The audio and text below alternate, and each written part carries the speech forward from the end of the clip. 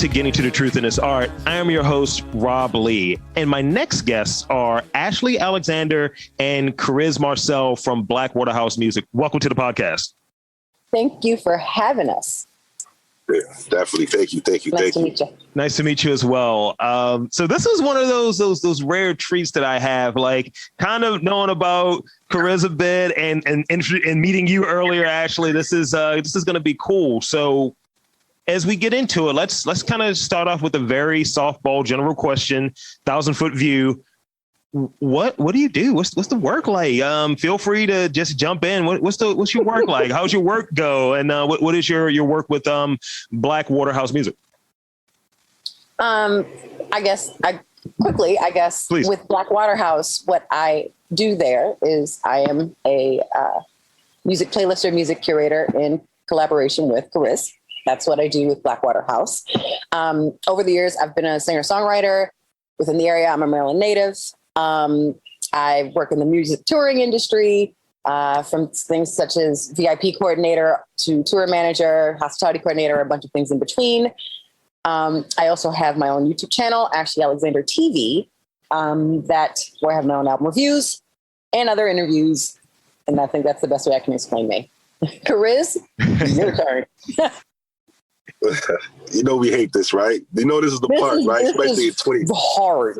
Especially in 2021 when, it's not like 30 years ago when it's like, yo, who are you? What do you do? I'm a graphic designer, and it stops there. Like nowadays, it's like nobody's discipline stops anywhere. No. It's like an infinite nobody. You know what I mean? It's like, yo, they threw away the whole master jack of trades line. They're like, look, yo, you can do 8 million things. Who cares? But yeah. Anyways, I'm actually the founder of. I want to say it was like co-founder of Blakwater House. It was it was ideas of many friends of mine. They always thought like, yo, bro, you need to open up a space. Like you're good at creating space. You're good at creating space for like creatives to hang out and do things. And like, you should probably get a spot. And, throughout COVID, I first got the spot. It wasn't even Blakwater House at first. We was building a club. And 2 months into building the club and doing parties, COVID hit. And, I talked to my wife and my / business partner, and I was like, babe, like, I'm about to turn in this key and like, just like screw this whole vision where everything we built was about to build. Like, I don't know how we're going to have an entertainment venue in the midst of everything getting shut down. Like, can we afford to keep this going? So she convinced me to kind of keep the keys, keep it going. And then I guess around June, about a year ago is when I decided to turn it into actually Blakwater House. I said, you know what? I took all the equipment out of my basement and I donated my entire studio to Blakwater House. I don't even have a studio anymore, personally. And I said, okay, let's start it with that. And let me just put it all out there first. And then, we just started kind of like low key, just creating, doing little things like little collaborations, some global exchanges. It's been a pandemic. So everything we've been doing has been based on a case study, pilot kind of thing. Nothing has been fully launched per se. Gotcha. So let's see. I want to throw this one in there because I'll be remiss if I don't have it in there. So Kariz, you're bringing me up to 66% of the folks that was on Hey Baltimore that I've had as a guest on this podcast. So I got one more to get. I got one more. It's just Rufus. I got to get Rufus. You got to sort that out.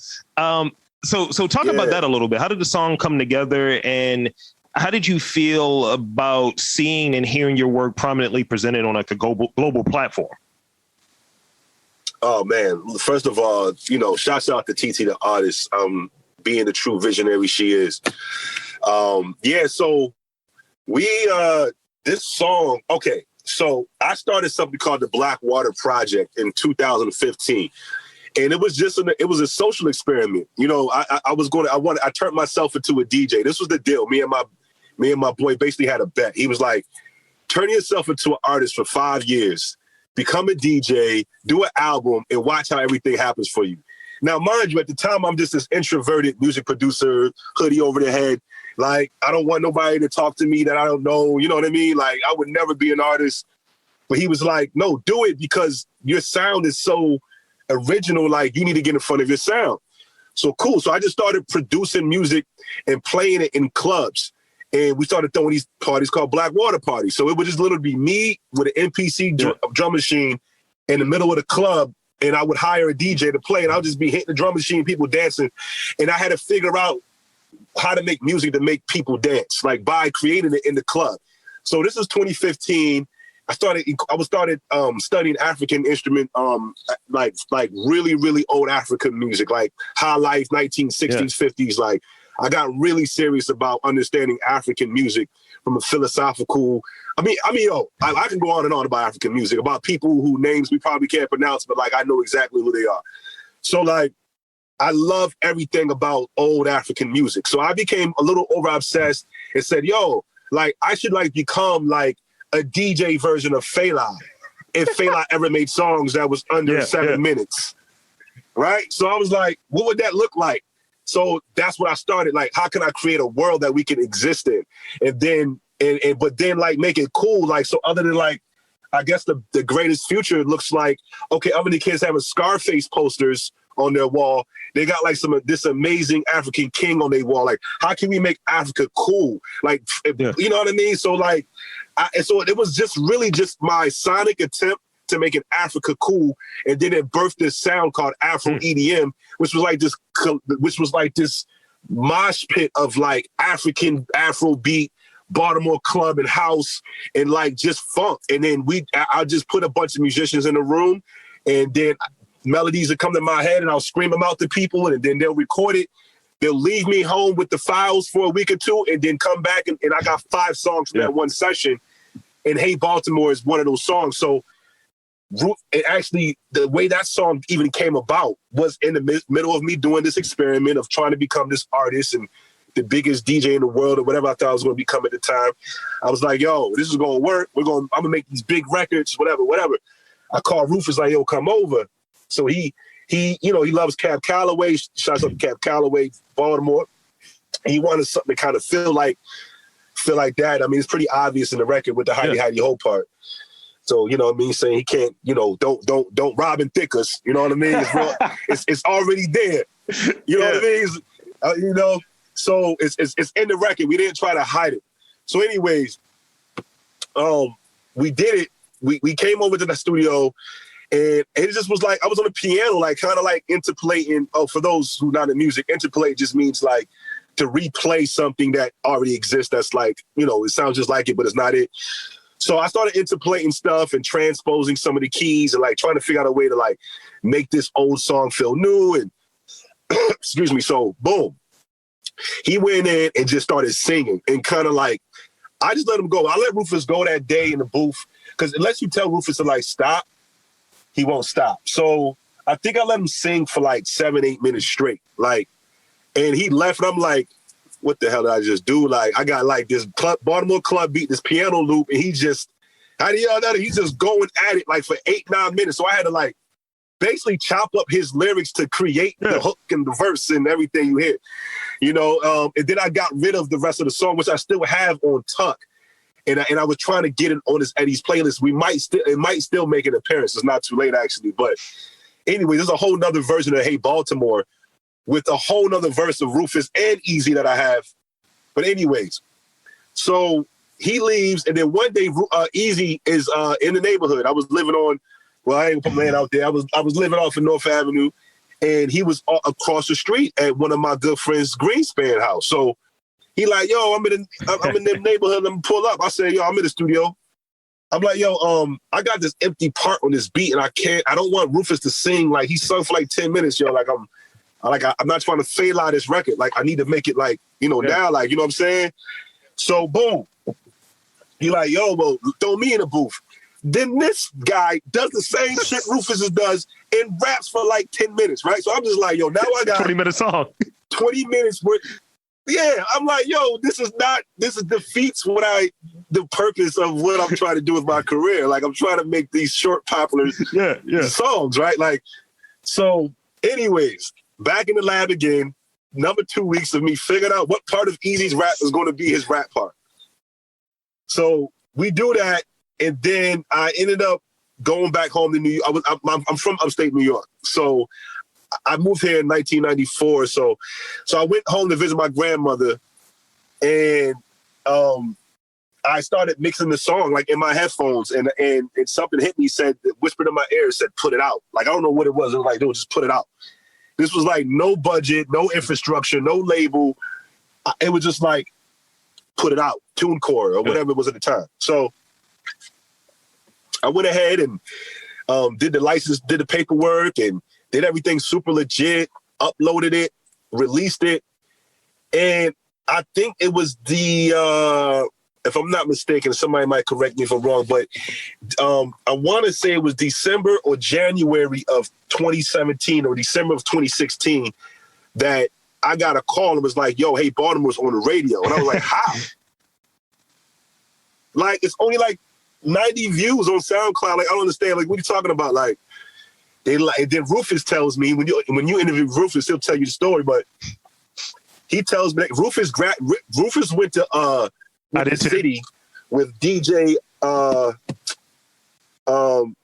this shit up in the DJ Class, my man Class. So he graduated with DJ Class. So he sends DJ Class the record. Class is like, yo, this is crazy.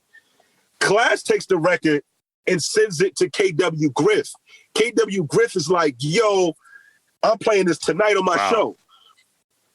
So this happened within like 24, 48 hours. So boom, now KW Griff is playing it, but he thinks it's DJ Class's record. So he's like, no, DJ Class, hey, Baltimore, right? Of course, I've been in the industry since I was a kid, so I know how it go. I don't take anything personal. I was like, okay, whatever. Nobody knows me. Like, and my name might be complicated for people whatever. I just don't care, whatever. Like, so I was like, they'll know it's me eventually. Then KW Griff leaves 92Q and heads over to 95.9 and then brought the record over there. And then it just started playing. It got a full rotation on. I remember I used to be driving home and hearing on 2 radio stations at the same time. And then I got a call from a Canadian Football League, Baltimore Brigades. Wow. Like, they're like, yeah, we want to use this song like when we score a touchdown. Like, so I that was from shout out to DJ Chris Styles and those guys over there. They got the record, played it. I mean, I was there in the stadium when they played it, scored a touchdown. Hey, Baltimore. I was like, okay, we got to get this to the NBC Bank next. So that's the next goal. Let's go, Ravens. Let's make Hey Baltimore official Ravens song. That's the next step. Because I ain't gonna be happy till it get there. You heard it here first, folks. But yeah, so that's pretty much that's the story, man. You may got some exclusives there. I like exclusives. We try to break those exclusives, and thank you for sharing that. So let's talk about and this is kind of, I want to get both of your takes on you and Ashley's take on this. So I read a lot of the interest in what's happening as far as what your work is with Blakwater House is kind of amplifying voices of underrepresented artists and creatives. Speak on the importance of that, like, sort of work or what have you. And I kind of know the answer, but I want to hear your takes on it, and describe some ways that people on like that lower level, like that are, let's say, people following on social media, that are people that are out there, they can kind of help amplify those voices of the artists that they like, because that's not as common as one would like. So speak on that a bit. Well, I think also, I want you to spin off of this too. I'm gonna segue it for you. Music. I know so many amazing artists, right? Like that are just incredible with what they do when they get inside of that studio. But sometimes you got the artists that like, I want to be famous. You got the artists that's like, oh, I'm just like, this just makes me feel good as therapy. Then you got the other artists that are like, yo, I'm really trying to feed my kids. And you got all these different kind of artists.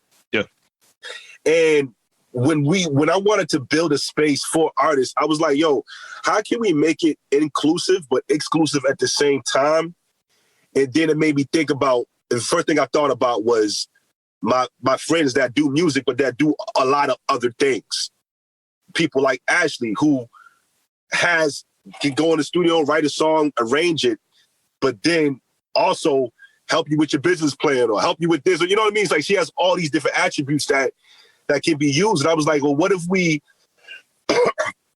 build an infrastructure that forces the artists to utilize their other gifts for the betterment of the company, not actually like their primary gift, right? Like, that's cool. We all know you can sing, rap, paint, but like, what if we take all these other ancillary, attributes about yourself and then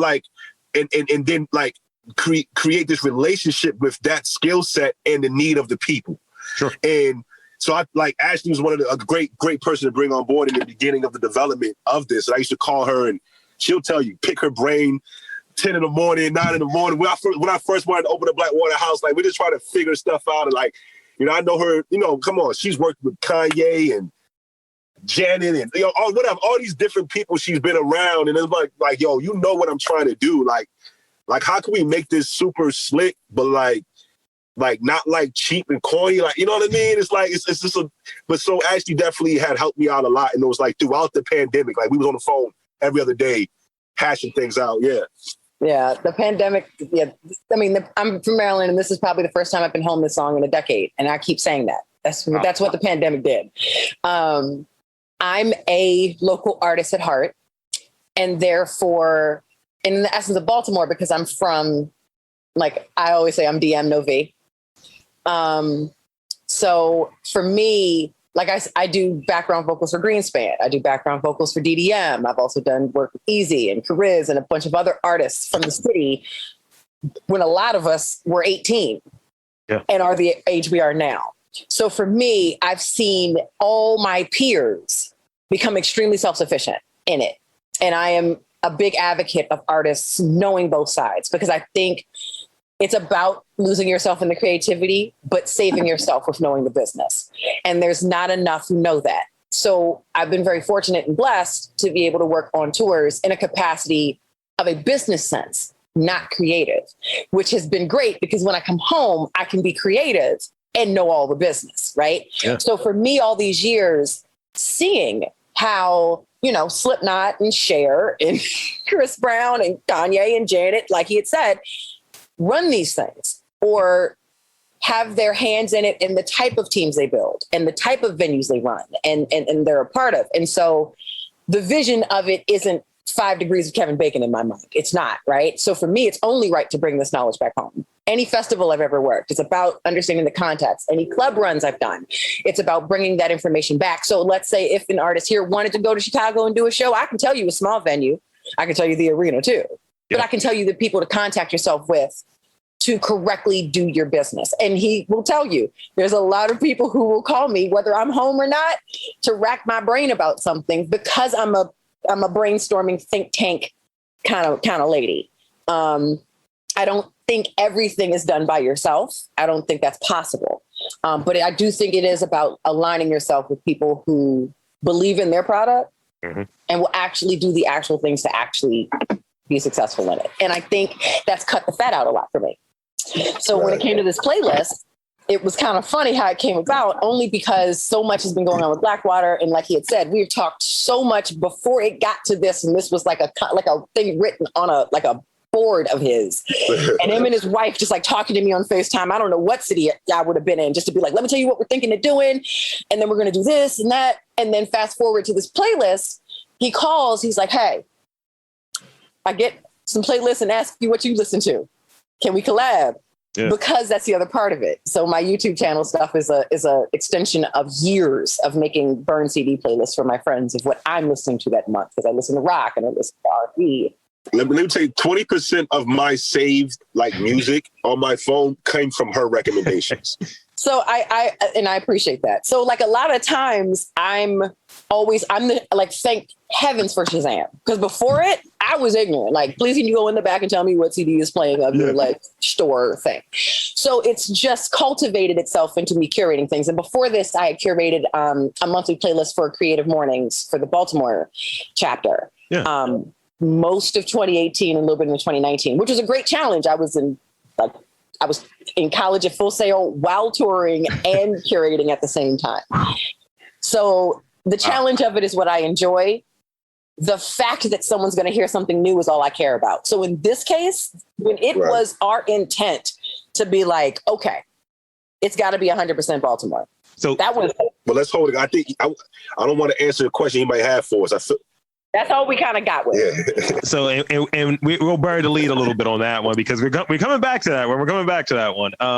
And I'm kind of the same way when it comes to, I used to have little mixtapes, like burn CDs, and it would just be various genres. Just like, oh, this is new to me. And then people would go through and listen to it. It's like, yo, what's this? I was like, oh yeah, that's this like funk track from like 1981. That's a Italo disco. That's this rock track. It's like, hold on, why didn't somebody sample this yet? It's like, I am the best person to go to a festival with, the best one, because I'm definitely there to see like 15 people for sure. I mean, I can sing a song. When you threw out Slipknot, I was like, hold on, run that back real quick. Yeah.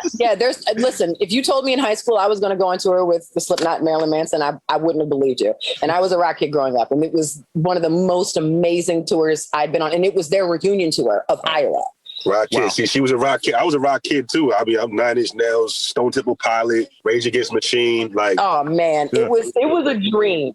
To not be able to afford it in high school. Like, I went to HF Festival one time in life, and it was the best year ever as a high schooler. I begged my mom and it worked out. But other than that, like, to be able to not only go, but work it was cathartic. And it was such a more diverse crowd now than what I envisioned when I was a kid. So it was just, and after I worked, Corey Taylor has another group, Stone Sour. And so I ran their meet and greets. So I got to really get to know that whole camp. It was one of the best things I've done.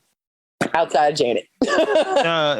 Bridging the gap is very important, right? And kind of touching on what you were getting at there, actually, it allows people to be exposed to new people, new scenes, new interests. So describe Blakwater House and if from what you maybe have not already touched on, because I know you touched on a lot of it, but also speak on the development of like where it's at, like that Bromo Arts District.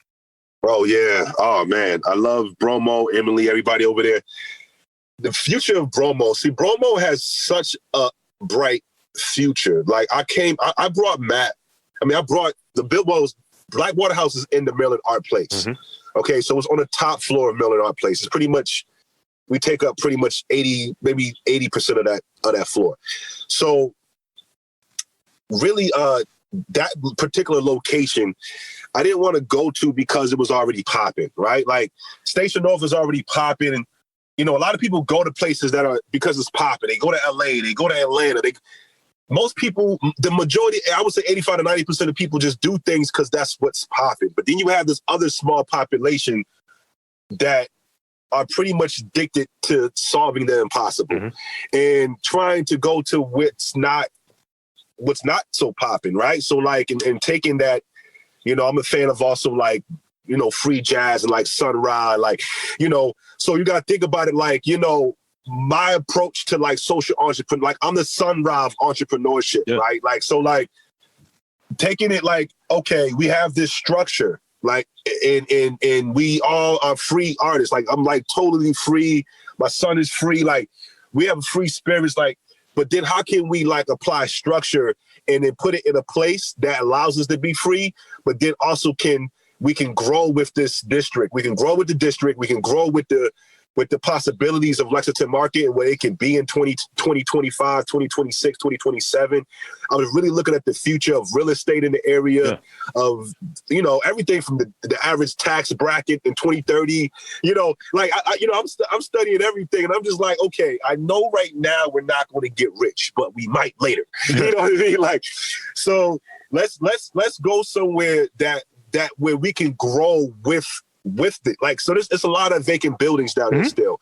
There's a lot of business. I mean, it's really still like a hole in the wall, like most of it, right? It's like, okay, it has some really pretty, you know, developments, but overall, the community of Bromo Arts District is incredible. It derives professionals, people with social and monetary intent. When I say that, I mean, it's like, yo, they don't just care about the people, but they also they also like are making money from like doing things with people. Yeah. You know, it's like, it's such a great blend of like everyday working class folk.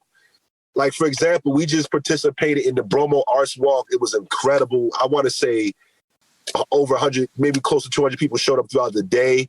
And what I want to tell you about this district and like what they attract, man, they attract the globe, bro. Yeah. Like, it's like the globe. But these are like professionals, and when I look out our buildings at Blakwater House, and I look at the hundreds of office buildings, infrastructure downtown, it's inspiring, bro. Mm-hmm. Like, it's inspiring looking at these buildings and understanding that we are going to be responsible for the people in those buildings to know who Al Rogers, who Easy Jackson is, who Joy Postel is, whoever, like Wendell Patrick is. Like, we're going to be partially responsible in the next 3 to 4 years for the rest of Baltimore to know who we are. That's big. Right? That's huge. It's our programmatic intent to bridge that gap. And I wrote a letter to Baltimore music community, and I'll send it to you too, because it was a public letter. I wrote a letter to the music community in 2016 or 17, around there. And it was my letter. And I said, we're going to become a music city, and this is how. And I basically kind of reverse engineered for what I'd see, how can we become a music city? And I said, okay, we're going to start with micro movements and within the subconscious of the everyday working class people. The number one place you can go where you can get that kind of micro placement are grocery stores. Yeah. Starbucks, Chipotle.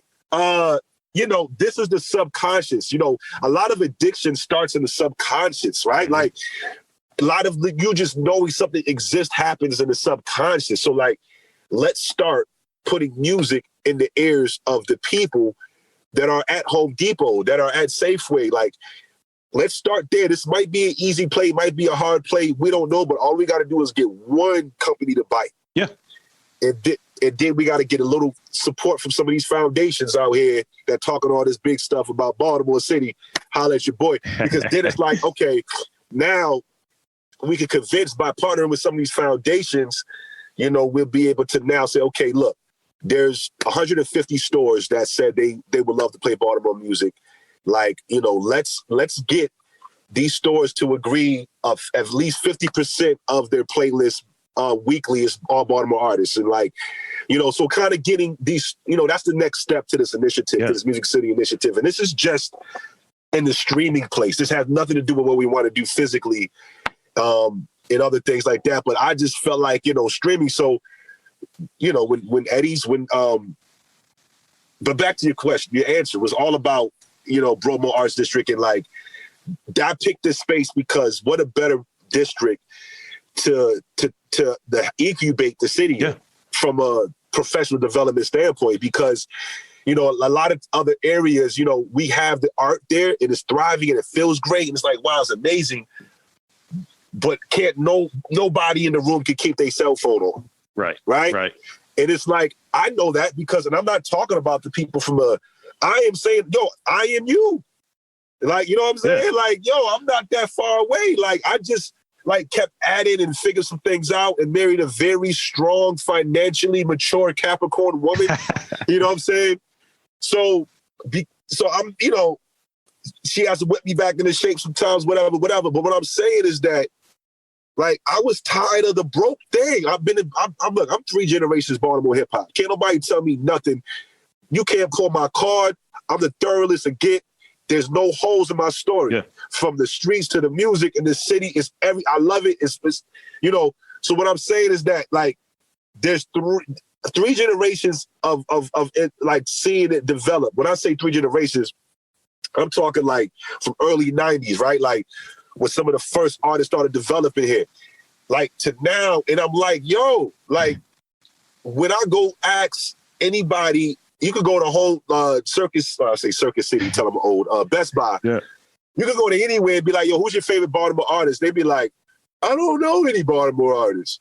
That's been the answer for 20 plus years. Yeah. And that's the thing that, I've touched on and I've thrown out a few different times on, even like, who's our pop culture representatives? Who are the people that are really in that conversation and on the same level as when you ask somebody about, like, who's this person from New York? You got a list. When you said, who's this person from Baltimore? It's crickets. And I think the work that's happening there, and we'll talk about this last question in a moment, but I think the work that you're planning out and you're doing is going to help change that. And I think that that's really important to get that exposure and get those ears around what's happening here, because I think just a lot of people aren't in the know. And I think what you described there from a streaming standpoint makes a lot of sense to me.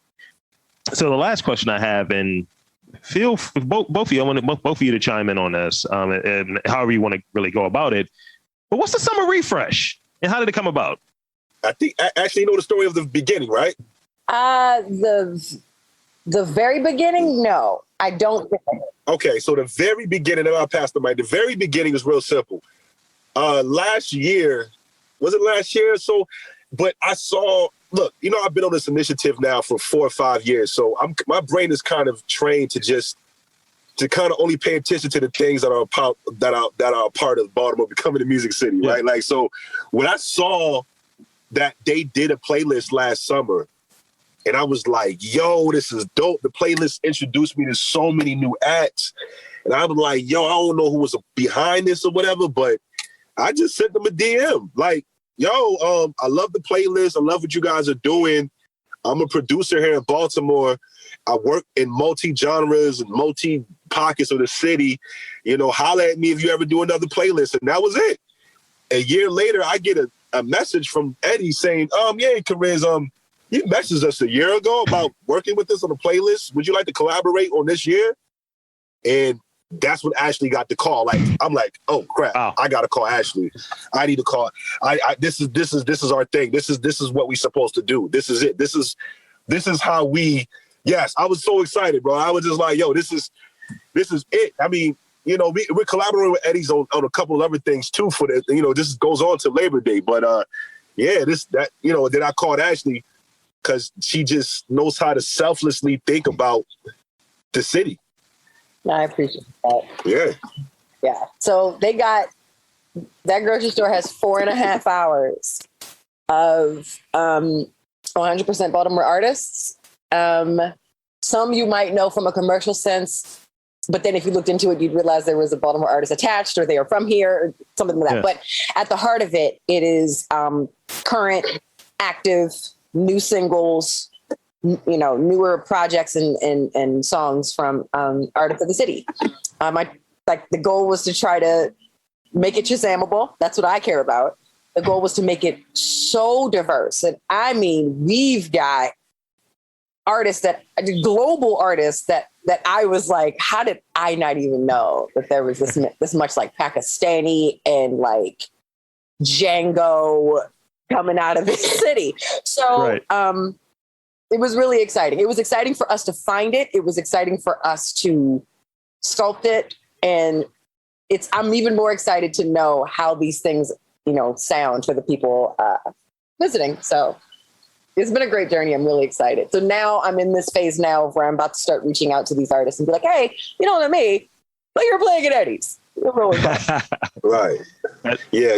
We're going to release this artist, this playlist ambassador or Blakwater, and we don't know what we're going to call it, but basically, you know, artists that become ambassadors of the playlist, so that whenever we're doing pop-ups or we're doing something, they can come and perform the song that's on the playlist at the grocery store.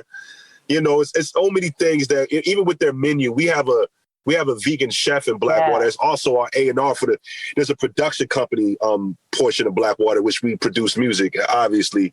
And December Moon is also a vegan chef. So we're gonna be collaborating with their menu, maybe make a Blakwater burger or a Hey Baltimore burger. I don't know. We're trying to figure it out. So, you know, that's where we're at now. It's just exciting. It really, really is. And it's a great summer. Everybody wants something new. Everybody wants to see each other. And I think this is an exciting way to do it.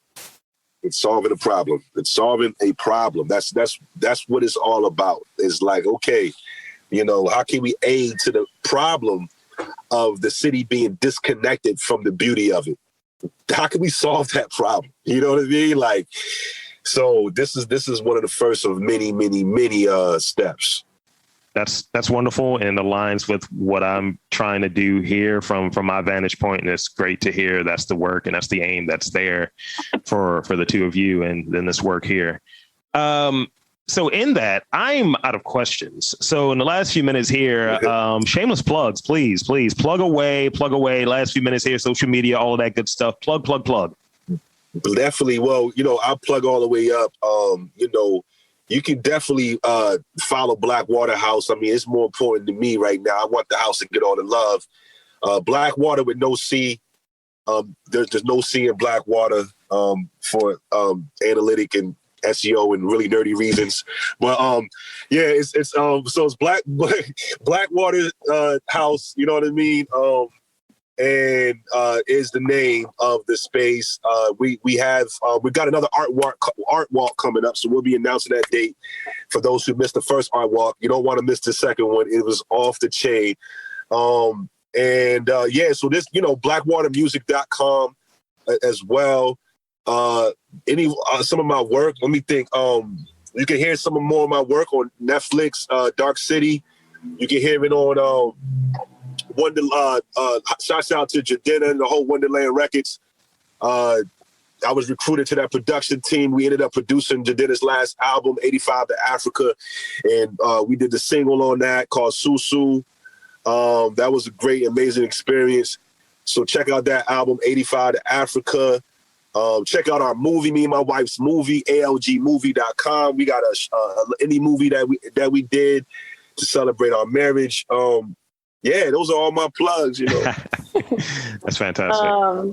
I'm on Instagram at BatBuddha and the Ashley Alexander. Check me out on YouTube, Ashley Alexander TV. And also check out Eddie's at Eddie's of Roland Park. And on Spotify, check out Eddie's of Roland Park's Summer Refresh Playlist 2021. So there you have it, folks. I'll do my sign off and thank you too for coming on. Thank you, Kariz. Thank you, Ashley, for coming on. This has been great. Thank you for having me. Bro, I'm a big fan. Listen, bro, I want to just tell you. Yeah, yo, you're the best. I know, hold on. Thank you. If you look at your DM, you'll see that I reached out. I was listening to your show. Yeah. Oh, my bad. I'm at my phone, mate. But yeah, I'm listening to your show. I came across it couple of months back, and I'm just like, yo, if this guy is local, he's like, I said, he's performing at a high, like, he's at a high level. Like, this is not like I'm interested in interviewing you soon, but this is like, yo, wow, like I love your questions and even your choices of people you interview, and like, I'm like, yo, I like this dude right here. And I shot you a DM. I was like, yo, dope show. I knew nothing about you before that, but I was just like, yo, I'm gonna do something. I remember talking to my wife, and I was just like, yo, hopefully I did something slick enough to like be on this dude's show, because this show is dope. And then we get this message, and I was just like, yo, this is crazy. Like I'm a podcast head, like, so like, yeah, I was with it. I'm with it. You know what I mean? I was excited. I love the way your questions. I like your intent. You just seem so well-rounded in your information, and I appreciate that and what you're doing for the city. Thank you. I appreciate it, and I appreciate the work that you two are doing. And I'll wrap up. That's the first time I actually got that nice piece right there, still in the show, so that feels good. I'm gonna loop that. I'm just gonna loop it. Let's make that part of my playlist. Burn my own copy. Nah, man, you killed it, man. You're doing it. You're doing it. You got a lot of your future. I mean, it's just good God Almighty, man. Like, however you think we can help in the future, man, we here for you. Yes. Rather if it's the space you want to use, we got a cool little space, man. You could use it. Whatever, man. We'll figure it out. Yeah, that sounds great. And thank you so much. I'll be in touch. Let me do my sign off real quick, and then I give you two the rest of your evening. So for Kariz, for Ashley, Blakwater House, I'm Rob Lee saying that there's art in and around Baltimore. You just got to look for it.